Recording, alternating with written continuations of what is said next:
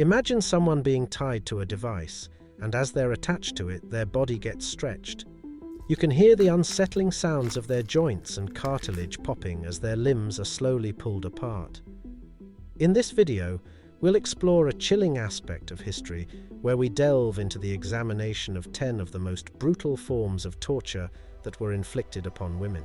While these horrors belong to the distant past, it's crucial to acknowledge their existence because it serves as a stark reminder of why we must protect human rights and uphold human dignity in our world today. The Pear of Anguish. One of the most wicked torture devices in history was the Pear of Anguish, also known as the choke pear. Despite its seemingly harmless name, this device struck terror into the hearts of many during the Middle Ages. It was commonly used to punish women accused of crimes like witchcraft or heresy, among others. The Pear of Anguish was a mechanical contraption crafted from metal, featuring 4 leaves that slowly moved apart when a torturer turned a screw.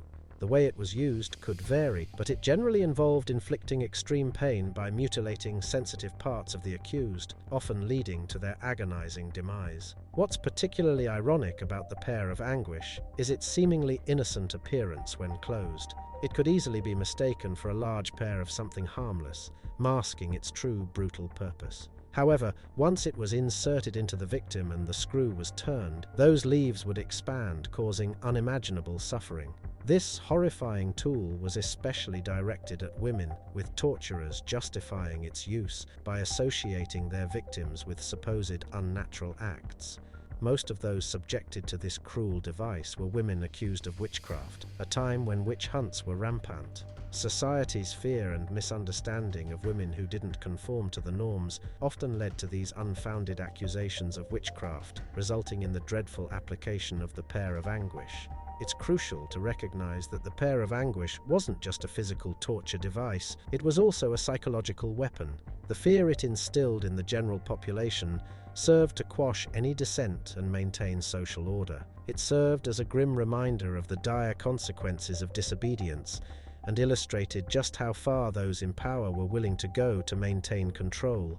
Although the Pear of Anguish belongs to a bygone era, its legacy stands as a grim reminder of the depths of human cruelty, especially against women. It underscores the urgent need for societal progress and the importance of respecting individual rights, regardless of gender. The Pear of Anguish, like all forms of torture, highlights the importance of remembering our painful history to ensure that such atrocities are never repeated. The Scold's Bridle. Another horrifying instrument of torture from history was the Scold's Bridle, also known as the branx. This brutal device originated in Britain during the 16th century and was used to punish women accused of scolding or nagging. Picture a metal mask or cage that covered a woman's head. Inside, an iron plate or bit pressed down on her tongue, rendering her unable to speak. It caused immense discomfort and humiliation. What's worse, it was often displayed in public, intensifying the psychological torment. The Scold's Bridle wasn't just used against nagging women. It targeted gossip, liars, and even those accused of being witches. Any woman who didn't conform to society's expectations faced this cruel punishment. It was a means of control, not just silencing one woman, but also serving as a warning to others about the consequences of rebellion. These historical devices are chilling reminders of the suffering women endured in the past. They underscore the importance of human rights, gender equality, and the need to remember our history to prevent such horrors from happening again. Imagine a terrifying twist to the Scold's Bridle. Some versions of it had a bell attached. This bell wasn't there for decoration. It was meant to add to the woman's shame. As she moved around, the bell would ring loudly, announcing her presence to everyone nearby. This made her public humiliation even worse. The bell wasn't just an innocent chime, it served as a clear warning. People who heard it would steer clear, not wanting to get involved in the woman's humiliation.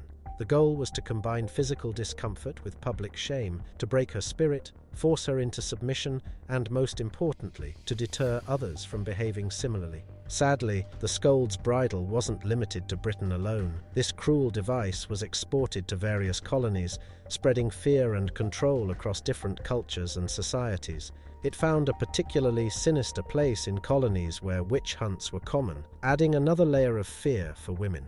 The scold's bridle is a painful reminder of how women's voices were suppressed throughout history. Its existence and use show us the extreme measures taken to silence women and maintain male-dominated norms. Today, as we strive for a more equal world, it's crucial to understand such cruel methods from the past. This helps ensure they never return.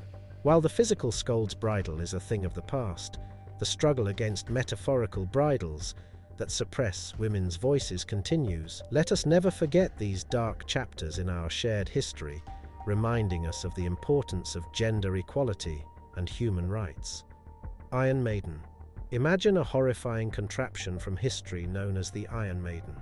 It was one of the most notorious torture devices used primarily during the Middle Ages. The name Iron Maiden likely came from the German Eiserne Jungfrau, blending the idea of something feminine with the brutality of iron. This gruesome device was like an upright sarcophagus made of iron or wood, roughly the size of a person. The inside was lined with short spikes. These spikes were meant to cause immense pain, but not to kill instantly. The unfortunate person placed inside would suffer a slow and agonizing death. The Iron Maiden wasn't exclusively used on women, but it was often directed at them, especially those accused of witchcraft or adultery. It was a terrifying warning to anyone who dared to challenge the established order. What made the Iron Maiden even more horrifying was its psychological impact. Just the fear of being put inside this spike-lined box was sometimes enough to make people confess to crimes, whether they were guilty or not. The mere thought of the pain that awaited was a terrifying prospect. The Iron Maiden represents a dark time in human history, when punishment and torture were inflicted without the due process we expect today.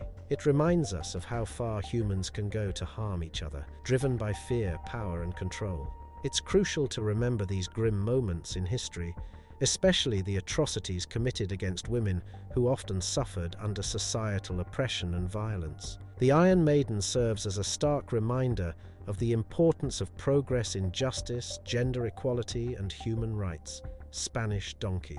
Let's dive into the unsettling history of the Spanish donkey, also known as the wooden horse or the Chevrolet.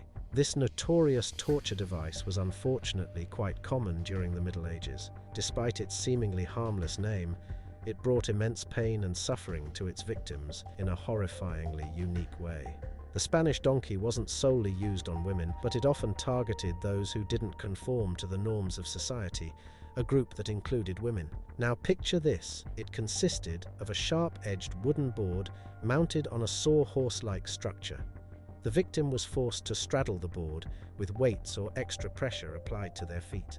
As time passed, the sharp edge of the board would cut into the victim, causing severe pain and injury, which only got worse with the added weight.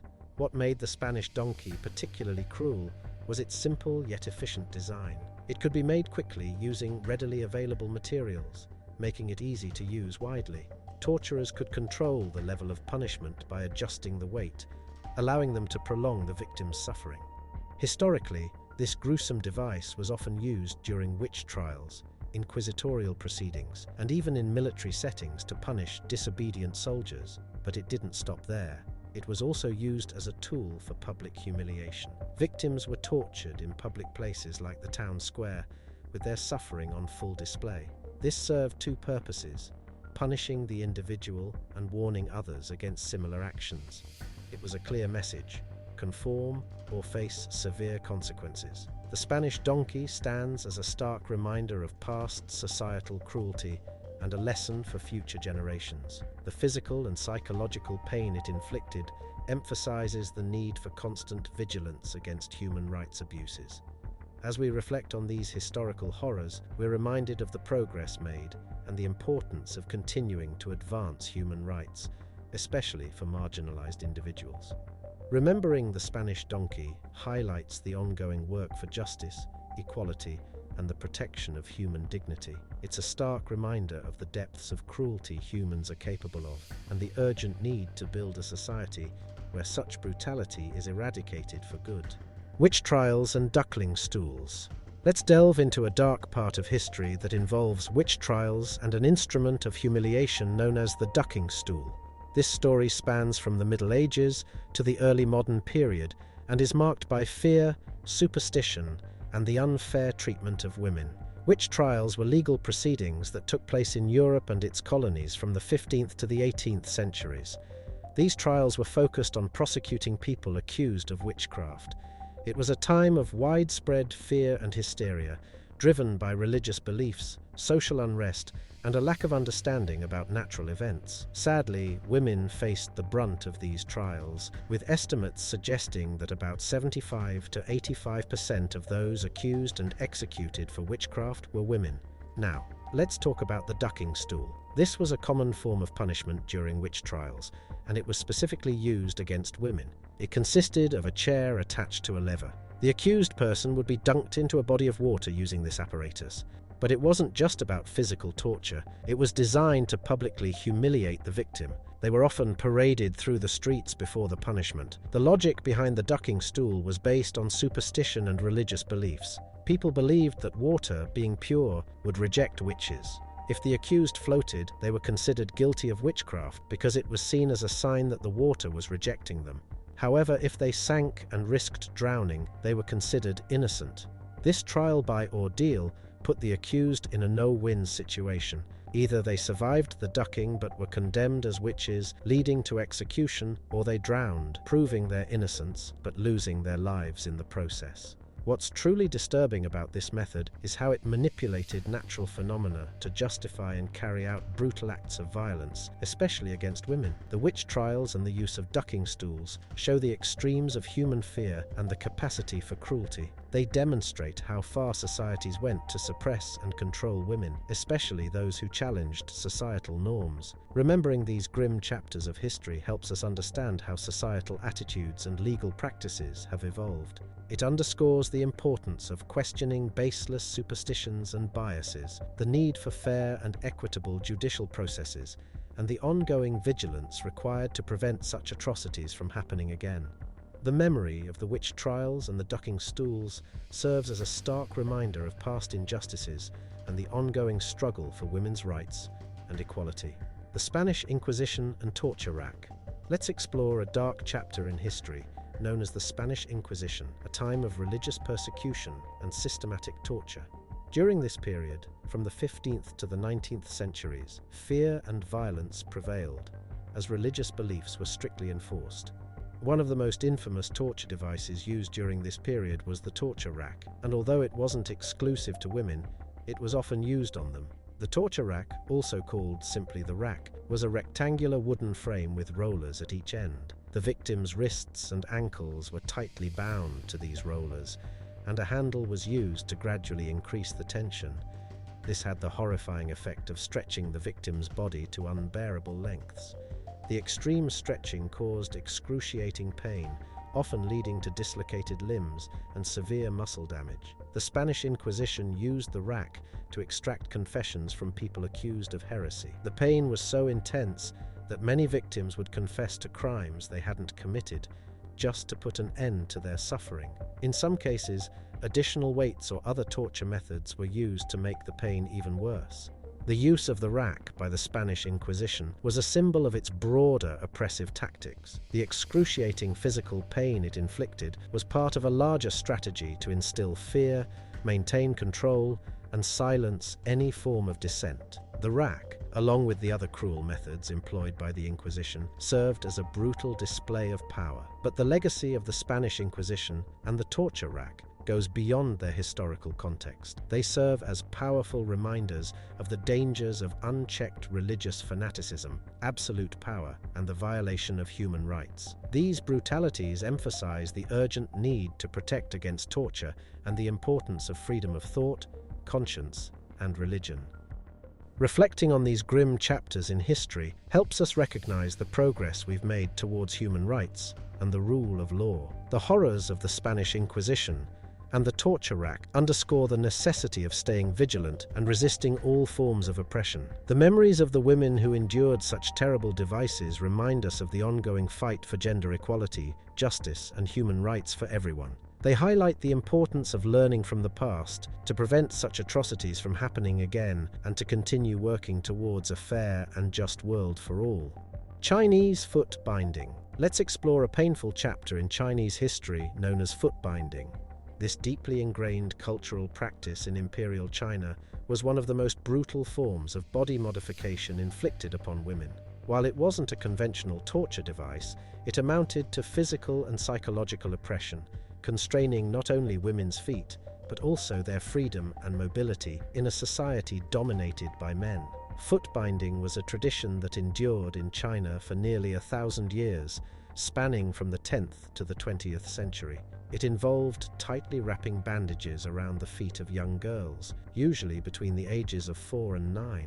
The goal was to reshape their feet into something known as the lotus foot, a tiny, sharply curved foot measuring only about 3 to 4 inches in length. The process was excruciating, involving breaking the arch of the foot and folding the toes under the sole, securing them tightly with bandages to maintain the foot's small, pointed shape. This caused intense pain and often led to severe complications like infections, gangrene, and lifelong disabilities. But foot binding went beyond just a standard of beauty. It was a symbol of social status and virtue. Bound feet were considered marks of femininity and refinement, signaling a woman's eligibility for marriage. However, this practice was a way to control and limit women's mobility, reinforcing their dependence and subservience in a society deeply rooted in male dominance. The psychological suffering was equally significant. Young girls were forced to conform to a harmful societal ideal, enduring immense pain and lifelong physical limitations. They were trapped in a system where their worth was measured by the size of their feet, where beauty equated to suffering, and where their physical and social mobility was severely restricted. Remembering foot binding is essential because it illustrates how far societal norms can go to control and oppress. It serves as a stark reminder of the importance of challenging harmful cultural practices, advocating for women's rights, and promoting gender equality. Foot binding symbolizes a dark period in women's history, underscoring the ongoing need to work towards progress and empower women worldwide. It's a vivid example of why the fight for women's autonomy, bodily integrity, and freedom from harmful traditional practices is just as relevant today as it was in the past. The witch's cradle. Let's delve into the unsettling history of the witch's cradle, also known as the pendulum. This disturbing instrument of torture was often used during the witch hunts that took place from the 15th to the 18th centuries. While it wasn't exclusively used on women, they were frequently the victims due to the widespread paranoia and persecution surrounding suspected witches during this time. The witch's cradle was a simple yet sinister device. The accused person was bound and then suspended from a rope or chain in a way that allowed them to swing freely. Often they were blindfolded or hooded, intensifying their sense of disorientation. The torturer would then swing or spin the person, causing extreme vertigo and psychological distress. Prolonged use of the witch's cradle resulted in sleep deprivation, extreme disorientation, and significant physical and mental strain. These effects made the victim more likely to confess to alleged crimes, often as a desperate measure to end their suffering. In this way, the witch's cradle served as a powerful tool in the hands of the witch trial interrogators. While the physical pain it caused was substantial, the psychological torment was perhaps even more damaging. The disorientation, fear of the unknown, and the relentless nature of the torture broke down the victim's mental resistance. These victims, mostly women, endured this horror based solely on suspicion and often unfounded accusations. The witch's cradle was more than just a tool of torture. It was an instrument of patriarchal control and societal manipulation. The fear it instilled helped maintain the societal order of the time and brutally silenced those who dared to defy it, especially women who threatened the status quo. Reflecting on the use of the witch's cradle serves as a stark reminder of the extreme measures societies have taken to suppress dissent and enforce conformity. It underscores the importance of safeguarding individual rights and freedoms, resisting unfounded fears, and promoting justice. The legacy of the witch's cradle reminds us of the need to question societal norms and fight against harmful practices. As we remember the atrocities committed in the name of witch hunts, we're reminded of the importance of fair and just treatment for all individuals, regardless of gender. The memory of the witch's cradle is a chilling reminder of our collective past and a call to action for a more compassionate and understanding future. The heretic's fork. Let's explore a chilling artifact from history known as the heretic's fork. This gruesome tool was used during the Middle Ages as a brutal method for interrogating and punishing individuals suspected of heresy. Unfortunately, women, often unfairly targeted during this era, were frequent victims of this horrifying torture. The heretic's fork was a metal device made up of two-pronged forks with one end strapped around the victim's neck and the other pointed towards their chin and sternum. The design was diabolical because it made it impossible for the victim to move their head without experiencing intense pain. This method was particularly insidious because it didn't cause immediate death but prolonged the agony. Victims were kept awake in extreme discomfort, unable to lie down or rest their heads without driving the prongs deeper into their flesh. Like many torture methods, the main goal was to extract confession, which victims often gave just to escape the torment. Women suffered greatly from these practices, especially during times of religious extremism and paranoia, like the Inquisition. Accusations of heresy were often leveled against those who challenged established norms or were seen as different, including outspoken or non-conforming women. Beyond the excruciating physical pain, the use of the heretic's fork represented a broader system of psychological and societal torment. The fear it instilled was a tool to enforce conformity, suppress dissent, and maintain power structures, often at the expense of women's freedom and rights. Reflecting on the brutality of the heretic's fork reminds us of the extreme measures societies have historically taken to control and oppress. It highlights the dangers of dogmatism, underscores the importance of freedom of thought, and emphasizes the need to prevent cruel and inhuman treatment. The legacy of the heretic's fork serves as a sobering testament to human cruelty and the capacity for oppression, but it also reminds us of the resilience of those who endured such practices and their enduring fight for justice and equality. The history of the heretic's fork and the stories of its victims underscore the ongoing need for vigilance in defending human rights, challenging harmful practices, and standing up against the violation of human dignity. Remembering these dark chapters in history is crucial as we collectively strive for a more just and humane world. Strappado tortura. Let's explore a brutal form of punishment known as strappado torture, which originated during the medieval period and was frequently used, especially during the Spanish Inquisition, to extract confessions or information from the accused. While both men and women endured this torture, many women were victims due to the widespread suspicion and persecution of the era. The strappado method involved binding the victim's hands behind their back using a rope, which was then attached to a pulley, beam, or hook on the ceiling. Torturers would hoist the victim into the air by their arms, causing intense pain and often dislocating their shoulders. Sometimes weights were added to the victim's body to intensify the pain and harm inflicted. Women, particularly those accused of heresy or witchcraft during the Inquisitions and witch trials, often endured strappado torture as a means to extract confessions or punish alleged transgressions. This method was part of a broader system of societal control that reinforced gender and power dynamics while suppressing dissent.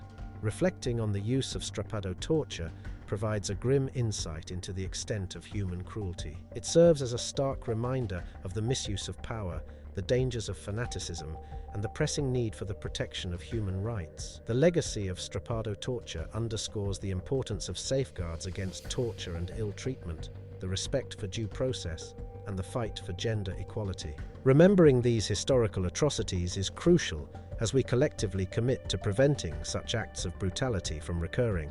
The stories of the women subjected to strappado torture emphasize the ongoing struggle for women's rights, the need to challenge patriarchal norms, and the ongoing fight for a more equal and humane world.